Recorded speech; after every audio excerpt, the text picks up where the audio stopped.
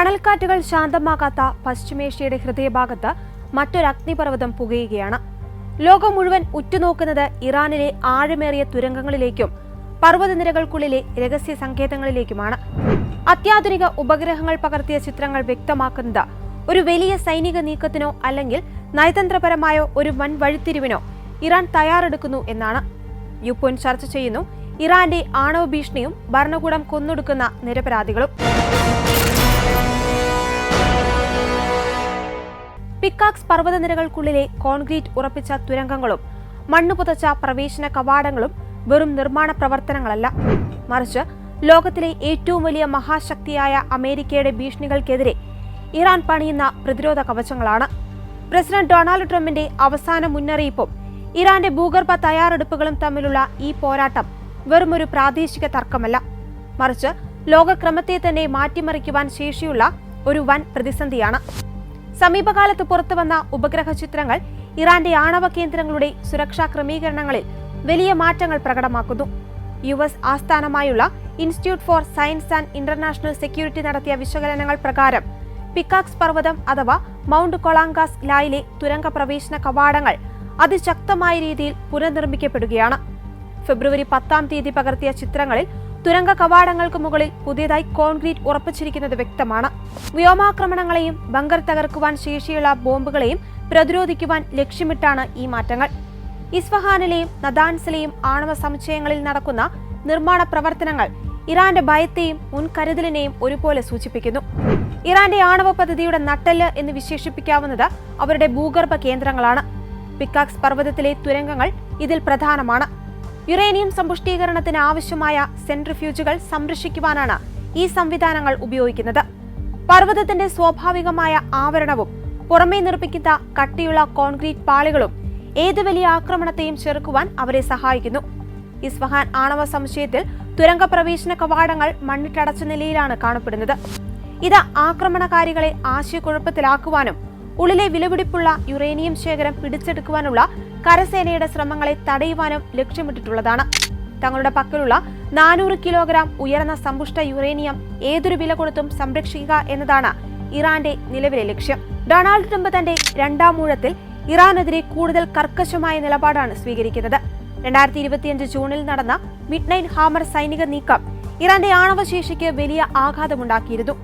ഇസ്രായേലുമായി സഹകരിച്ചു നടത്തിയ ആ വ്യോമാക്രമണങ്ങൾ ഇറാന്റെ പ്രധാന 3 ഭൂഗർഭ കേന്ദ്രങ്ങളെ തകർത്തു. ഇറാൻ ആണവായുധം നിർമ്മിക്കുവാൻ ദിവസങ്ങൾ മാത്രം ബാക്കി നിൽക്കുമ്പോഴായിരുന്നു ആ ആക്രമണം നടന്നത്. ഇപ്പോൾ ട്രംപ് വീണ്ടും അധികാരത്തിലിരിക്കെ ഒരു പുതിയ കരാർ ഒപ്പിടാൻ അദ്ദേഹം ഇറാനെ നിർബന്ധിക്കുകയാണ്. കരാർ ഉണ്ടാക്കുക അല്ലെങ്കിൽ അതിഭീകരമായ പ്രത്യാഘാതങ്ങൾ നേരിടുക എന്നതാണ് ട്രംപിന്റെ നയം. ഇറാന്റെ സമ്പുഷ്ടീകരണ ശേഷി തകർന്നുവെന്ന് അമേരിക്ക അവകാശപ്പെടുമ്പോഴും പുതിയ കേന്ദ്രങ്ങൾ തുടങ്ങുവാനുള്ള ഇറാന്റെ ശ്രമങ്ങൾ അമേരിക്കയെ ജാഗരൂകരാക്കുന്നു.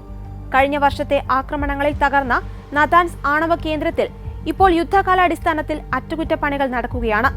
ഡ്രോൺ ആക്രമണങ്ങളെ ചെറുക്കുവാൻ തകർന്ന ഭാഗങ്ങൾക്ക് മുകളിൽ പുതിയ മേൽക്കൂരകൾ നിർമ്മിക്കുന്നു. ഈ മേൽക്കൂരകൾ ചാര ഉപഗ്രഹങ്ങളുടെ കണ്ണിൽ പെടാത്ത വിധത്തിലാണ് രൂപകൽപ്പന ചെയ്തിരിക്കുന്നത്. ഇത് ഇറാന്റെ പ്രവർത്തനങ്ങളിലെ രഹസ്യ സ്വഭാവം വർദ്ധിപ്പിക്കുന്നതാണ്. ഇസ്ഫഹാനിലെ ആണവ കേന്ദ്രത്തിലും സമാനമായ മാറ്റങ്ങൾ ദൃശ്യമാണ്. സെൻട്രിഫ്യൂജുകൾ നിർമ്മിക്കുന്ന കെട്ടിടങ്ങൾക്ക് മുകളിൽ പുതിയ സംരക്ഷണ കവചങ്ങൾ സ്ഥാപിക്കപ്പെട്ടിരിക്കുന്നു. തങ്ങളുടെ പക്കലുള്ള സാങ്കേതിക വിദ്യയും അറിവും നശിപ്പിക്കപ്പെട്ടിട്ടില്ലെന്നും ഏത് ആക്രമണത്തെയും അതിജീവിച്ച പദ്ധതിയുമായി മുന്നോട്ടു പോകുവാൻ തങ്ങൾക്ക് സാധിക്കുമെന്നും ഇറാൻ ഇതിലൂടെ ലോകത്തിന് കാണിച്ചു കൊടുക്കുന്നു. ഇറാൻ ആണവായുധം നിർമ്മിക്കുന്നത് തടയുക എന്നത് ലോക സമാധാനത്തിന് അത്യാവശ്യമാണെന്ന് അമേരിക്കയും ഇസ്രായേലും വാദിക്കുന്നു. എന്നാൽ കരാറിലെ വ്യവസ്ഥകൾ ഇറാന്റെ പരമാധികാരത്തെയും മിസൈൽ പ്രതിരോധ ശേഷിയെയും ബാധിക്കുമെന്നത് ഇറാനെ വിട്ടുവീഴ്ചകളിൽ നിന്ന് പിന്നോട്ട് വലിപ്പിക്കുന്നു.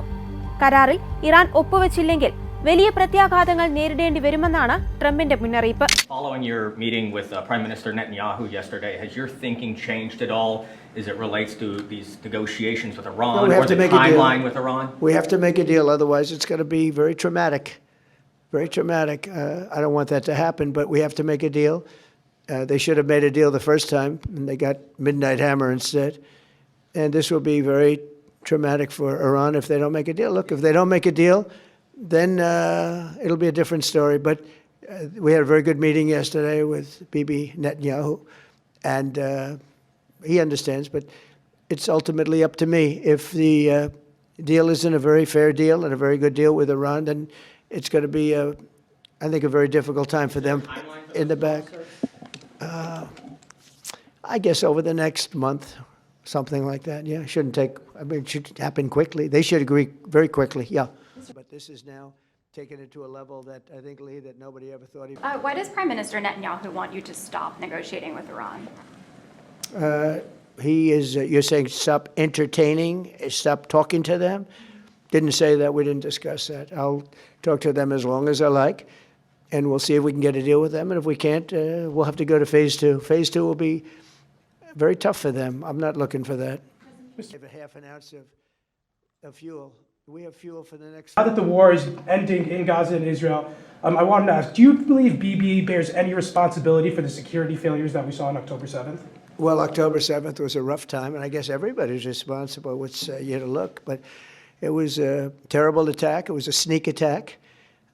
It was as violent as unfortunately, I've seen some of the results at levels that probably even you, good reporter, but probably you haven't seen. It was a horrible thing that took place.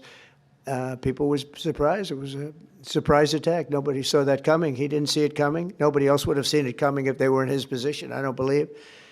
But I can tell you he's been a very good wartime prime minister. He's been very strong. We've worked with him very well. We had tremendous success with Iran and everything else we've done.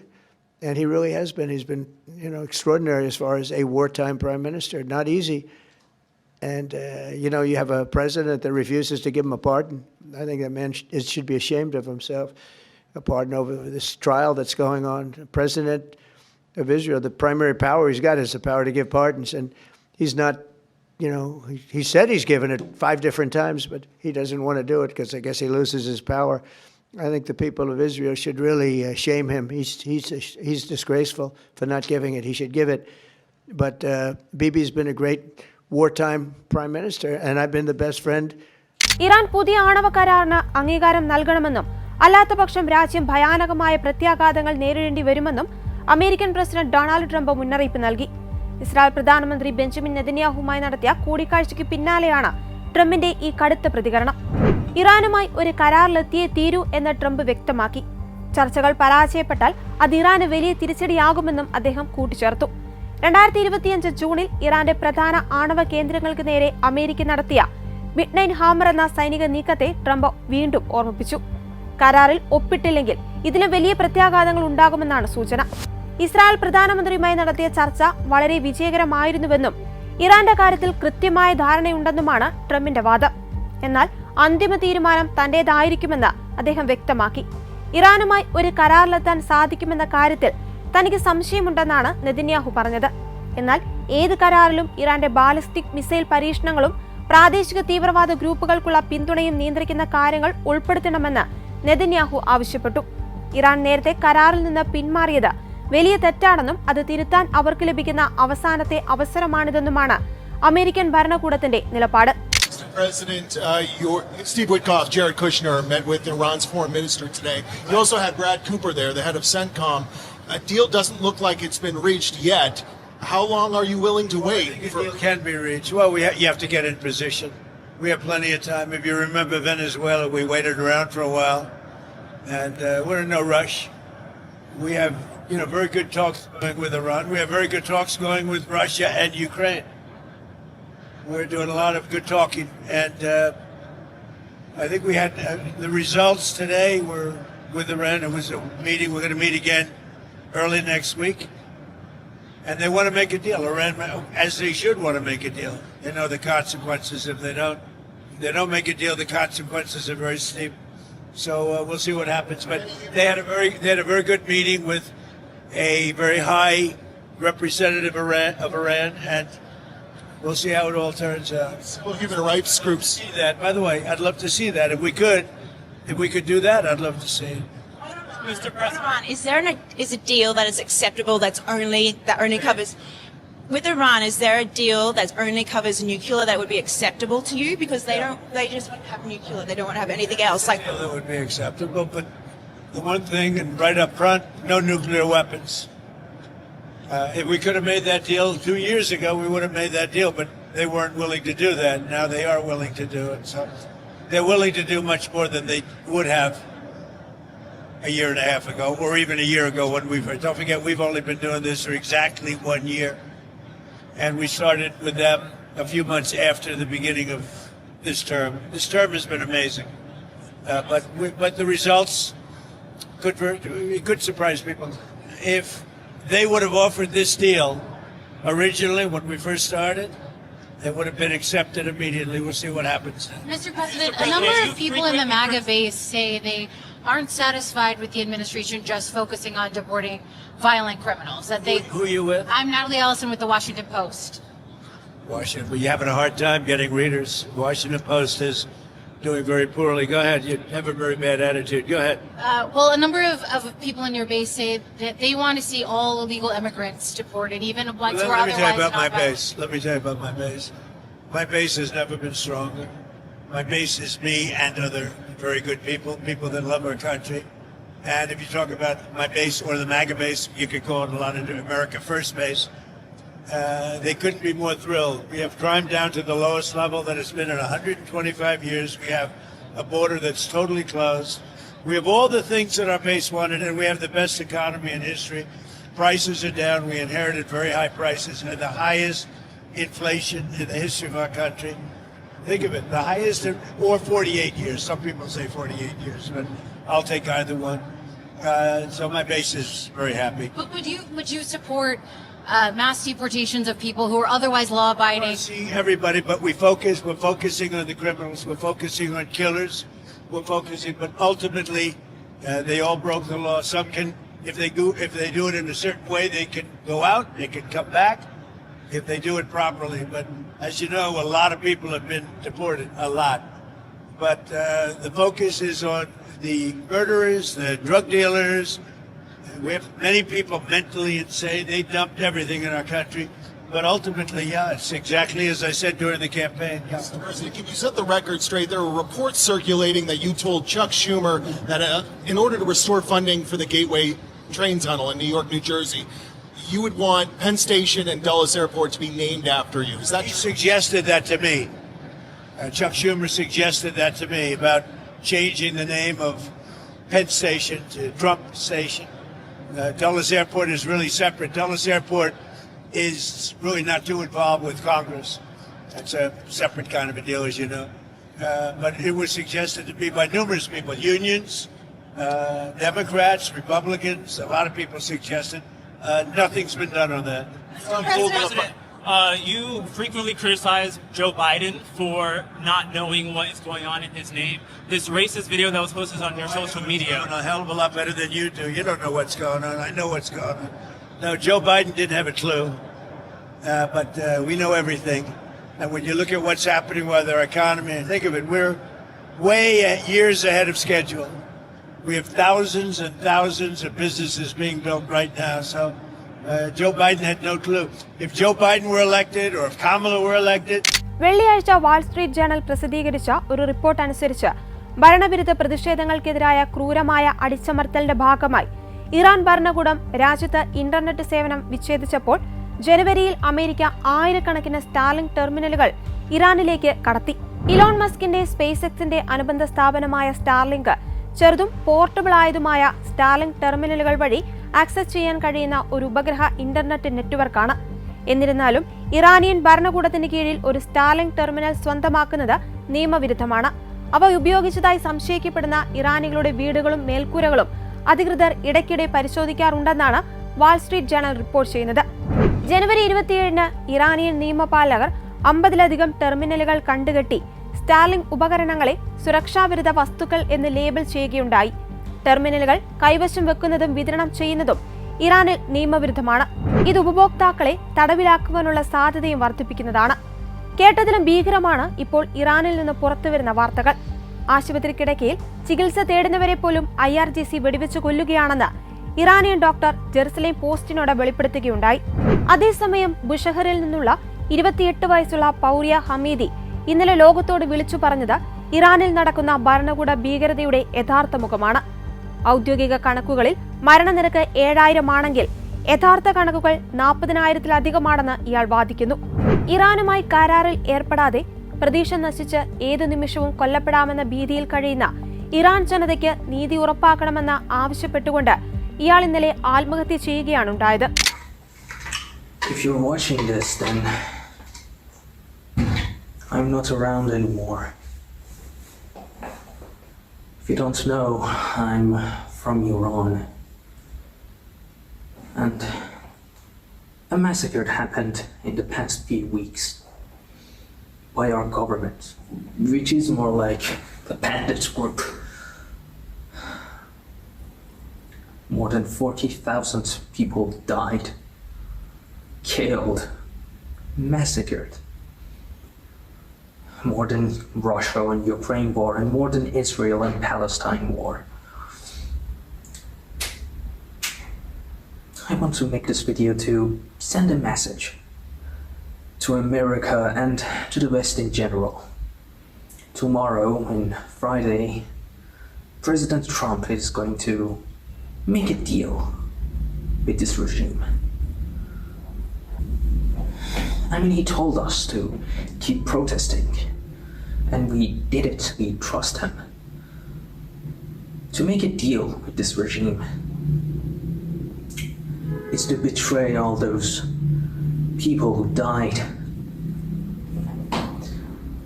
So, please, I beg you, do whatever you can to stop this deal. I mean, many people say that we should take matters in our own hand, but how can you fight people with guns? I mean, it's not just the government. The government itself hired terrorist groups, Muslim terrorist groups, to kill people. And we still don't know what they did with the bodies.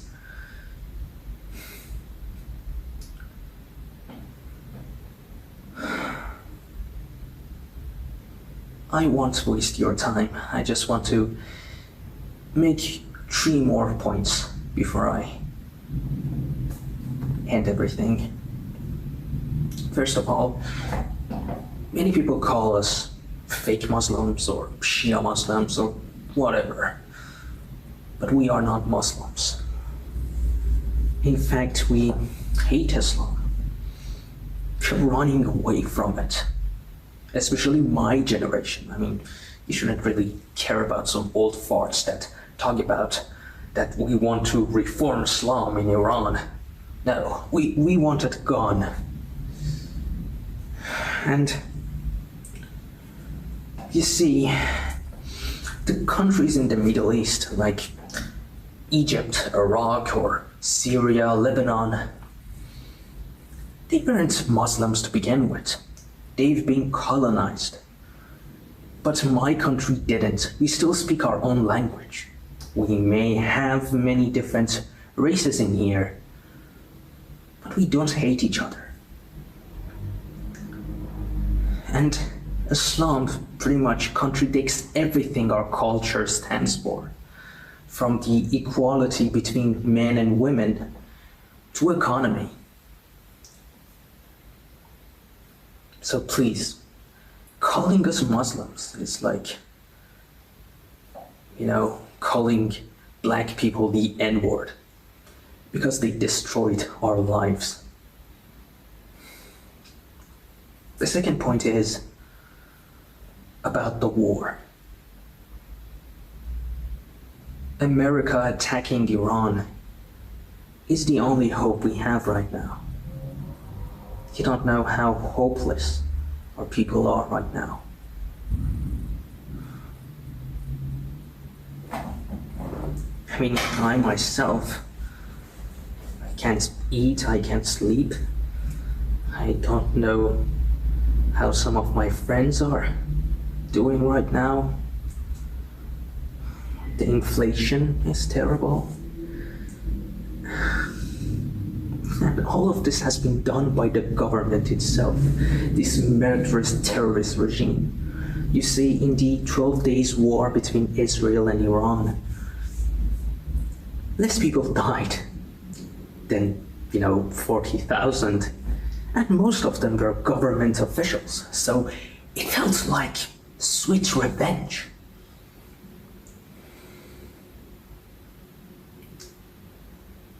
We can't fight this regime alone. Our people need foreign intervention. For the third point, the biggest piece of this puzzle of our country's future, it's the exiled Prince Reza Pahlavi. And it's undeniable. You know, I've been in these protests. They called his name, even in my small town.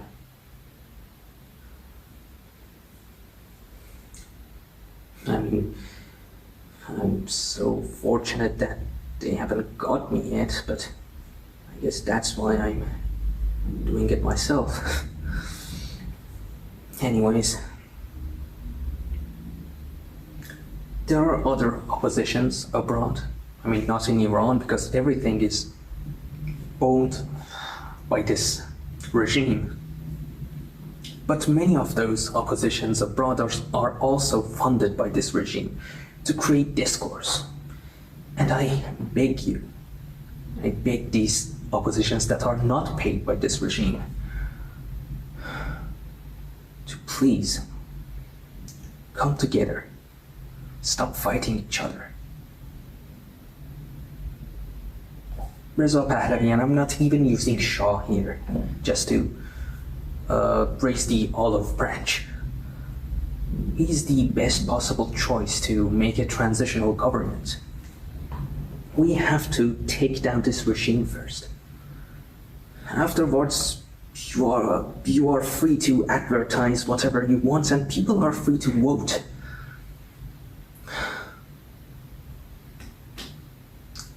Finally, I want to speak more personally. This decision to end everything, it's not something new. I've been thinking about it for many years. I've even attempted at it, but it felt meaningless. I mean, life is still meaningless. Living here is so sad and empty, but creating this video, it feels like I can give this meaningless life some meaning. And it wasn't all bad. I mean, I've made some very good friends, and I hope they take care of each other after I'm gone. My parents would be very mad. I mean, I'm taking away their only child. I guess I'm at least happy that I led a healthy life. I mean, I've never drank much. I've never smoked anything. I kept a healthy diet. I exercised. I've been a douchebag for some years, but I guess I'm not that much of a bad guy. I tried a lot in my life to find a job, to create something meaningful, and it was blocked by this regime in the end. I mean, it was never me, and that's most people in Iran.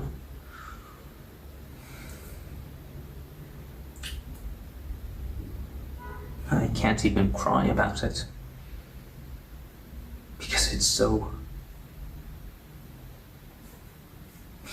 laughable. To be born in a place like this, to have no future. But I hope the people of my country would finally have a future after all this.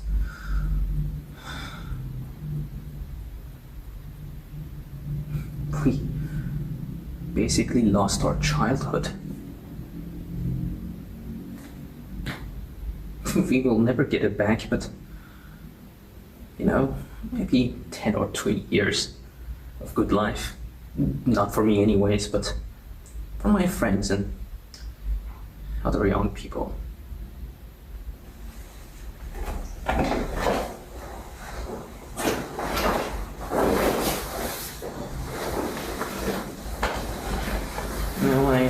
got to use this overcoat. I bought it to use it on a snowy day, and I never got to see snow because I never traveled in winter, and where I live, it barely even rains.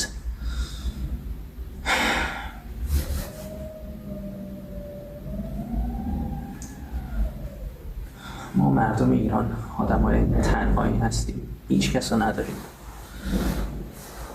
پس لطفاً هوای همو داشته باشیم. George Washington സർവകലാശാലയിലെ middle east studies director സിന അസോഡി ചൂണ്ടിക്കാണിക്കുന്നതുപോലെ ആക്രമണം പ്രതീക്ഷിച്ചുകൊണ്ടുള്ള ഒരു പ്രതിരോധ നയമാണ് Iran സ്വീകരിക്കുന്നത്. ഒരു കെട്ടിടം തകർക്കാം, പക്ഷേ അത് പുനർനിർമ്മിക്കുവാനുള്ള അറിവും സാങ്കേതിക വിദ്യയും ഇറാന്റെ കൈവശമുണ്ട്. അതിനാൽ സൈനിക നടപടി കൊണ്ട് മാത്രം ഈ പ്രശ്നത്തിന് ശാശ്വത പരിഹാരം കാണാൻ കഴിയില്ല എന്ന യാഥാർത്ഥ്യം അമേരിക്കയും തിരിച്ചറിയുന്നു. ഇറാനിലെ പർവ്വതങ്ങൾക്കുള്ളിൽ കേൾക്കുന്ന യന്ത്രങ്ങളുടെ ശബ്ദം വരാനിരിക്കുന്ന ഒരു വലിയ കൊടുങ്കാറ്റിന്റെ സൂചനയാണ്. ഉപഗ്രഹ ചിത്രങ്ങൾ നൽകുന്ന വിവരണങ്ങൾ പ്രകാരം ഇറാൻ കീഴടങ്ങാൻ തയ്യാറല്ല എന്ന് മാത്രമല്ല, കൂടുതൽ കരുത്താർജിച്ച പ്രതിരോധം തീർക്കാനാണ് ശ്രമിക്കുന്നത്. ഡൊണാൾഡ് ട്രംപിന്റെ ഭീഷണികളും ഇറാന്റെ ഭൂഗർഭ നിർമ്മാണങ്ങളും തമ്മിലുള്ള ഈ ശീതയുദ്ധം പശ്ചിമേഷ്യയെ വീണ്ടും ഒരു രക്തരൂക്ഷിതമായ പോരാട്ടത്തിലേക്ക് നയിക്കുമോ എന്നത് വരും ആഴ്ചകളിലെ ചർച്ചകളെ ആശ്രയിച്ചിരിക്കും. ലോകത്തിനു മുന്നിൽ 2 വഴികളാണുള്ളത്. ഒന്നുകിൽ വിട്ടുവീഴ്ചയിലൂടെയുള്ള സുതാര്യമായ ഒരു ആണവ കരാർ, അല്ലെങ്കിൽ പ്രവചനാതീതമായ പ്രത്യാഘാതങ്ങൾ ഉണ്ടാക്കുന്ന മറ്റൊരു യുദ്ധം. സമാധാനത്തിനുള്ള വാതിലുകൾ ഇനിയും അടഞ്ഞിട്ടില്ലെങ്കിലും പിക്കാക്സ് പർവ്വതത്തിലെ കോൺക്രീറ്റ് പാളികൾ പോലെ ഇരുപക്ഷത്തിന്റെയും നിലപാടുകൾ കടുപ്പമേറിയതാകുന്നത് ശുഭസൂചനയല്ല. ഭൂഗർഭ നിലവറകളിൽ നിന്ന് വെളിച്ചത്തിലേക്ക് നയതന്ത്രം നീങ്ങേണ്ടത് ലോകത്തിന്റെ ആവശ്യമാണ്.